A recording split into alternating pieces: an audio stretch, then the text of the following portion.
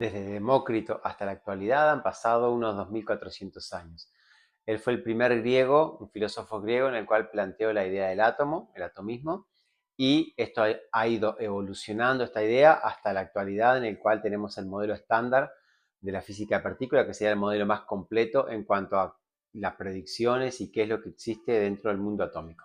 Bueno, bienvenido nuevamente, mi nombre es Eduardo Bertina Viré y vamos a hablar un poquito de lo que es la estructura atómica y bueno, qué dice más o menos el modelo estándar y toda la historia que ha tenido esto. Bueno, primero que nada, Demócrito fue el primero en plantear de que si vamos dividiendo cualquier fragmento, lo que sea una piedra, la vamos partiendo, va a llegar un momento en el cual ya no vamos a poder partirla más y ahí es la unidad indivisible, que no se puede dividir. De ahí la palabra átomo en griego, que viene que ya no podría eh, seguir partiéndose. Esta sería la unidad mínima de materia y esta idea se mantuvo mucho tiempo y ha ido evolucionando hasta fines del siglo XIX, en el cual fines de 1800 con Thomson, Rutherford, ahí vieron varias pruebas en el cual empezaron a descubrir partículas, a descubrir el átomo, distintos modelos, el átomo de Bohr ya en lo que es la física moderna, y luego se empezaron a descubrir partículas subatómicas, bueno, pasando por la tabla periódica de Mendeleev, en el cual fue organizándola en función de los elementos. El hidrógeno, bueno, es el más abundante. El helio fue descubierto en el Sol, por eso tiene el nombre helio, que significa Sol. Fue primero descubierto en el Sol por los espectros, por los astrónomos, y después descubierto, bueno, en la Tierra. Y después, básicamente, lo que ocurre es que todos los elementos químicos de la tabla periódica de siempre están constituidos por tres partículas subatómicas fundamentales, que son el electrón, que están en los orbitales, carga negativa, y en el núcleo están los protones y los neutrones. Protones carga positiva y neutrones carga neutra. Bien, los átomos, al menos que estén ionizados, carga neutra. Tienen la misma cantidad de protones que de electrones. Y los neutrones, bueno, los primeros átomos, el oxígeno, el hidrógeno, el más elemental, no tiene neutrones, pero el deuterio tiene uno, el proteo tiene dos, y esos se llaman isótopos que va variando un poco el número de neutrones. Lo único que afecta es la masa atómica, pero no la carga, porque al ser neutro, a medida que van siendo átomos cada vez más pesados, tienen una mayor proporción, hay más neutrones que protones en el núcleo. Y bueno, esto también hay como una curva en la cual representa cómo van aumentando el número de neutrones respecto de protones.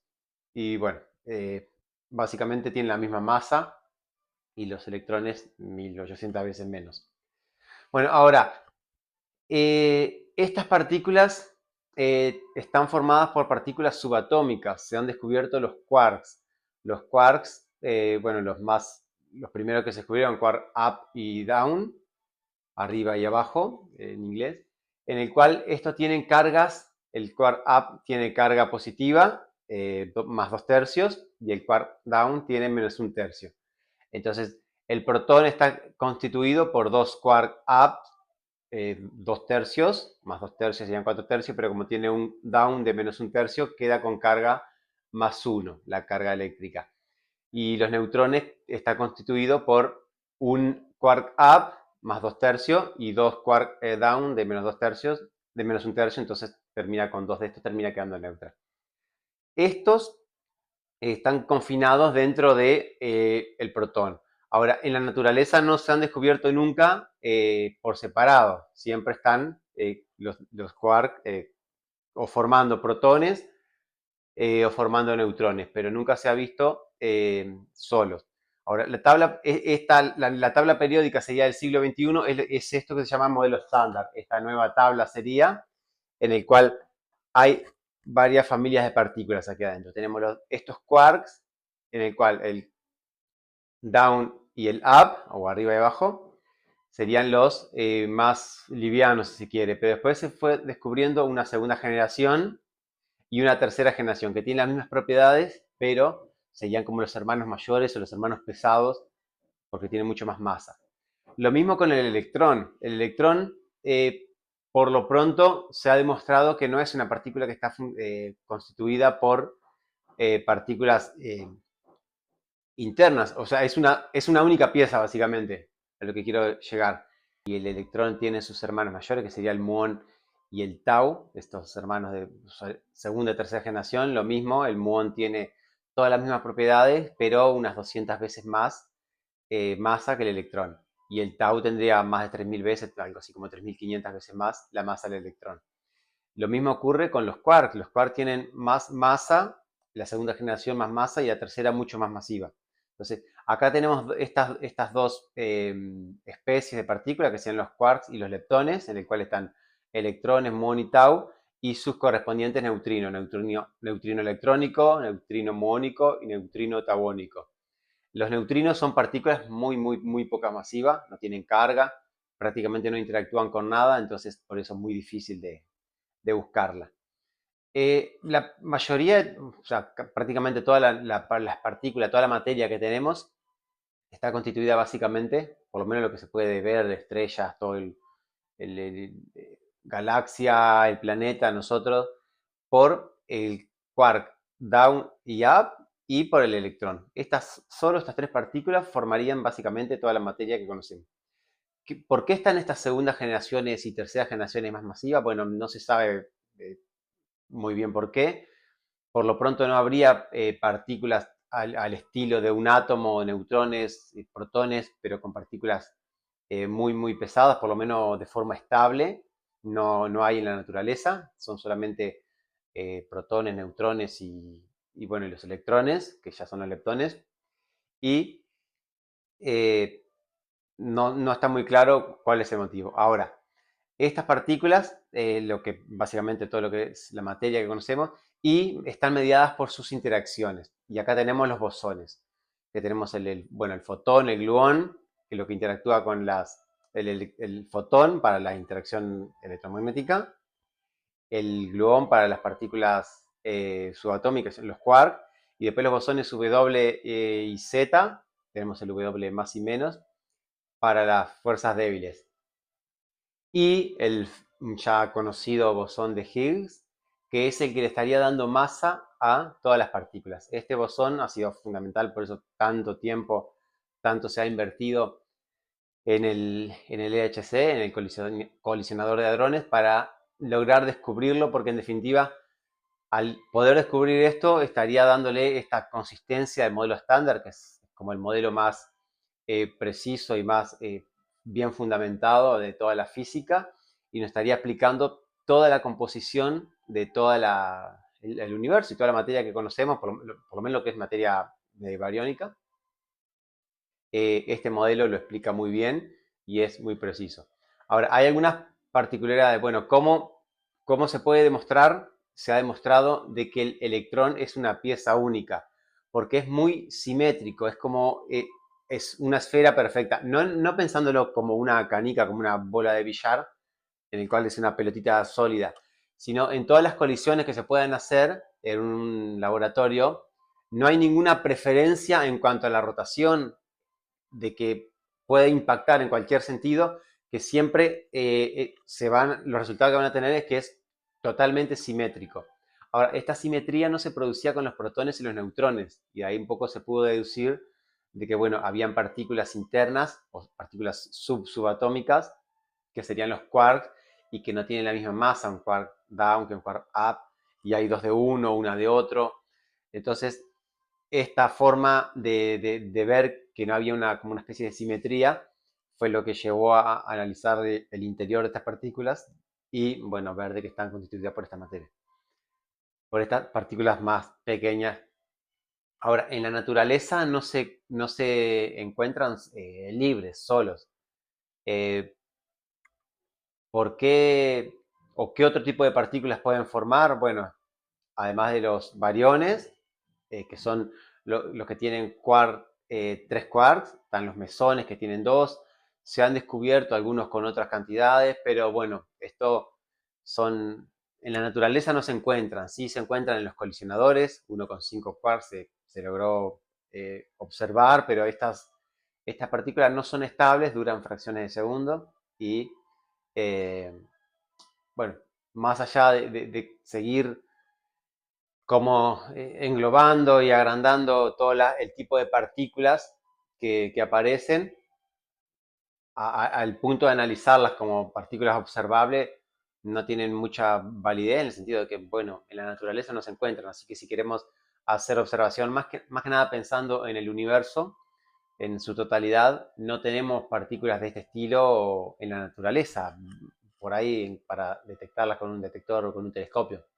Entonces, sí que forman parte del sistema de este estándar, este modelo estándar, pero no estarían viviendo así en la naturaleza, básicamente. Bueno, y uno que no aparece en el modelo estándar es el gravitón, que el gravitón en principio es el que media en las interacciones gravitacionales, pero no se ha descubierto que por ahí, pensándolos para completar el sistema, este modelo, tendría que estar este gravitón, pero bueno, por el momento no ha sido descubierto. Ahora, pensando en lo que son los bosones como interacciones, eh, las fuerzas o las interacciones no actúan de forma instantánea, a lo mejor como era la fuerza de Newton en su momento, de que interactúan de forma instantánea. No, primero, todas las interacciones tienen como límite la velocidad de la luz, tanto la gravedad como el electromagnetismo. Ahora, ¿en qué consiste esto? Pensemos en dos personas que están en un barquito en el agua, o incluso si estamos sentados en una silla que tiene ruedas y tenemos un balón y lo empujamos fuerte hacia adelante, nos vamos hacia atrás. Es un poco conservación de momento, que podemos pensarlo. Bueno, si tenemos dos personas en un barco, una le lanza un balón al otro, entonces en el momento de lanzarlo se desplaza hacia atrás. Y en el momento que el otro recibe la pelota, también se desplaza hacia atrás. Eso sería como una forma de pensar dos electrones y su interacción de repulsión con un fotón. Entonces están intercambiando fotones y es como la señal que le dicen un electrón a otro, bueno, nos tenemos que repeler y bueno, ahí están intercambiando fotones y esa es la forma de interactuar. Esto es lo que estaría explicando este modelo estándar con las interacciones que serían, por eso, partículas cuantizadas, no una radiación, sino paquetes de energía discreto, que serían los fotones, y esta es la forma de repelerse e intercambiar. Entonces, la velocidad es la velocidad de la luz, en el cual interactúan estos paquetes de energía, que serían los fotones. Bueno, los neutrinos básicamente no interactúan con nada. Se supone que más o menos en 1 centímetro cuadrado en nuestra piel, en nuestro cuerpo, estarían pasando millones y millones de neutrinos cada segundo. O sea, serían las partículas más abundantes en todo el universo porque estaría completamente lleno de estas partículas, pero son tan elementales, tan poco masiva que como la cota superior es una millonésima parte de la masa de electrón. Eso como mucho, de ahí para abajo, pero no es cero. Y como básicamente no interactúan, eh, no forman ni interacciones, no sentimos gravedad por ello porque básicamente no tienen masa y al no interactuar electromagnéticamente tampoco se pueden ver. Entonces, están pasando permanentemente, pero es casi como que no estuvieran, es como algo fantasma. Esto fue propuesto por Pauli, porque ¿qué ocurrió? Al momento de analizar cómo decaían un neutrón, carga neutra, se descomponía en un protón y un electrón. Entonces, conservación de la masa estaba bien. Tenemos el protón y el electrón, cargas opuestas, y el electrón, la masa del electrón es muy pequeña, casi 2000 veces menos que la del protón.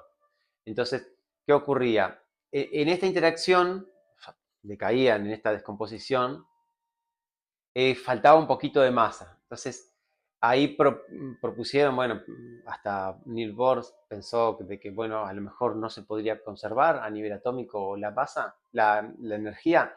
Habría alguna pérdida energética que podría no conservarse porque estamos a nivel cuántico, a nivel muy pequeño. Y bueno, Pauli propuso de que habría una partícula que tenía que ser neutra porque la carga se estaba conservando pero que sería una masa prácticamente despreciable, casi cero, que no era cero, y que bueno, no la podíamos detectar. Entonces como que eso fue como algo básicamente mágico, porque en realidad no la podemos detectar, eh, no tiene carga, no interactúa con electromagnéticamente. Bueno, ¿qué es esto? Es como, bueno, vamos a proponer esto como para poder justificar la masa que estamos perdiendo, pero hasta él pensó, bueno, lo llegó a decir, de que he propuesto una partícula en la cual nunca seremos capaces de detectarla. Bueno, pues sí, sí sé que se ha detectado, pero el tema de eh, cómo poder hacer, bueno, un fondo cósmico o hacer un mapa de neutrinos ya es mucho más complicado. Bueno, les he mencionado el Super Kamiokande, que es como una piscina, un tanque de agua gigante, como de 40 metros de altura, por 20, por lo menos 20 de diámetro, tienen cientos de toneladas de agua, agua muy, muy, muy destilada, y ahí lo que se espera es la interacción y bueno, que emita, porque ¿qué ocurría? Ahí sí, dentro del agua, sí que el neutrino viaja más rápido que la luz, porque la velocidad de la luz en el agua disminuye, el índice de refracción es mucho notorio respecto al del aire, entonces el neutrino sí que viaja más rápido que la luz, entonces genera, bueno, la radiación Cherenkov, y generaría lo mismo que ocurre cuando se supera la velocidad del sonido, ese cono, porque las emisiones que se van produciendo, la fuente va a mayor velocidad que la luz, entonces se produce ese cono, bueno, y sería un destello violeta en el cual se podría detectar con esa piscina, ese tanque de agua está completo de fotomultiplicadores en toda la superficie y ahí se podría detectar al estar bastantes cientos de metros por debajo de la superficie de la Tierra, debajo de una montaña, se estarían descartando tipos de radiación que vengan del espacio, rayos cósmicos o rayos gamma, rayos de alta energía. Entonces, a esas profundidades, eh, solo lo que se esperaría que solo serían neutrinos que estén pasando por ahí. Entonces, si hay interacción, tendría que ser de neutrinos. Y bueno, el Gran Sasso también en Italia, que se hizo un experimento y en algún momento se pensó y se anunció incluso, bueno, viajan más rápido que la luz, superaron la velocidad de la luz, pero había sido después, se desmintió esto que fue una mala calibración de los medidores de las posiciones con los GPS, entonces esa mala calibración llegó a pensar de que se habían detectado como que viajaban más rápido que la luz y, y en realidad no era. Salió ese chiste de aparece el neutrino y se abre el telón. Estaba por encima, por delante de los hechos porque viajaba más rápido que la luz. Pero bueno, básicamente esto es lo que es el modelo estándar. Lo que son los quarks y los leptones, todos tienen su antipartícula, todos tienen el anti, entonces si son 6 de cada familia serían 12 porque está el positrón, que es el antielectrón, que es igual, todo igual pero con las cargas opuestas. El antiprotón, lo mismo, todos los quarks tienen sus antiquarks. Entonces, de alguna manera, todo esto forman antimateria, que son todas las mismas propiedades, pero las cargas opuestas. Podría haber un antihidrógeno con el núcleo que sea negativo, con un positrón alrededor orbitando, que sería de la misma forma, todo estable, lo único que se aniquilaría, toda la antimateria se aniquila al estar en contacto con la materia, porque al tener cargas opuestas, lo que hacen es atraerse de forma muy violenta y se aniquilan y emiten únicamente radiación gamma y se desintegra todo lo que es masa. Bueno, y después, si este modelo se expande, bueno, no aparece todavía el gravitón, que no se ha descubierto, pero cabería pensar de que, bueno, si realmente existe y todo hace pensar que sí, tendría que estar. Hay quienes lo ponen ahí dentro del modelo. No se sabe cuánto se descubrirá, si faltan años, décadas, no se sabe.